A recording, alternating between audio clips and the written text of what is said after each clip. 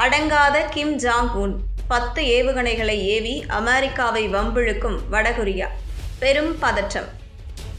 அடங்காத Kim Jong Un 10 ஏவுகணைகளை AV அமெரிக்காவை வம்பிழுக்கும் வடகொரியா, பெரும் பதற்றம்.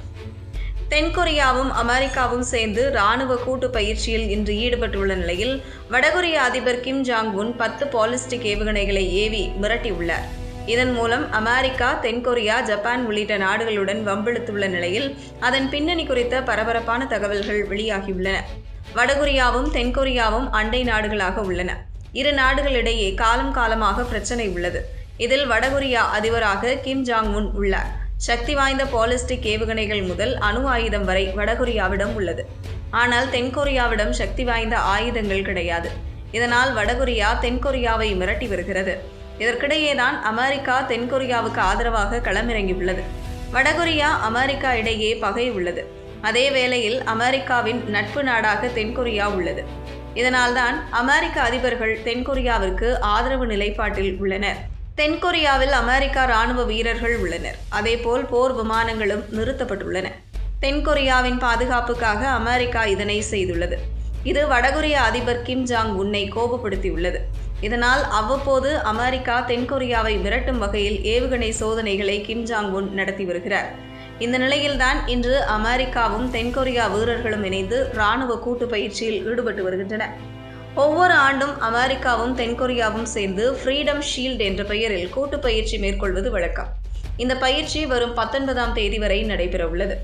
இந்த பயிற்சியின் போது இரு நாட்டின் வீரர்களும் தங்களின் செயல்பாட்டு திறன்களை மேம்படுத்துவது உள்பட கணினிசார் டெக்னாலஜி சார்ந்த ஒத்துழைப்பை சிறப்பாக மேற்கொள்வதை அடிப்படையாக கொண்டு செயல்படுவார்கள். அதோடு இரு நாடுகளின் வீரர்களும் வாரியர் ஷீல்டு எனும் களப்பயிற்சியையும் மேற்கொள்வார்கள். இந்த பயிற்சியின் போதுதான் வடகொரிய அதிபர் கிம் ஜாங் உன் 10 பாலிஸ்டிக் ஏவுகணைகளை ஏவியுள்ளார். அதாவது வடகொரியாவின் தலைநகர் பியாங்யாங்கின் சர்வதேச விமான நிலையத்திற்கு அருகே உள்ள சுனான் பகுதியிலிருந்து கிம் ஜாங் உன் உத்தரவில் 10 ஏவுகணைகள் திடீரென்று ஏவப்பட்டுள்ளது. இந்த ஏவுகணை ஜப்பானில் போய் விழுந்துள்ளது. இது பற்றி ஜப்பான் பாதுகாப்புத்துறை அமைச்சர் ஷின்ஜிரோ கெய்சுமி கூறுகையில், வடகொரியா ஏவிய இந்த ஏவுகணைகள் ஜப்பானின் பிரத்யேக பொருளாதார மண்டலத்திற்கு வெளியே விழுந்துள்ளது.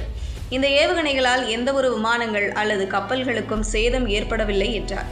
அதேபோல் வடகொரியா ஏவுகணைகள் ஏவியதை தென்கொரியாவின் இராணுவம் உறுதி செய்துள்ளது.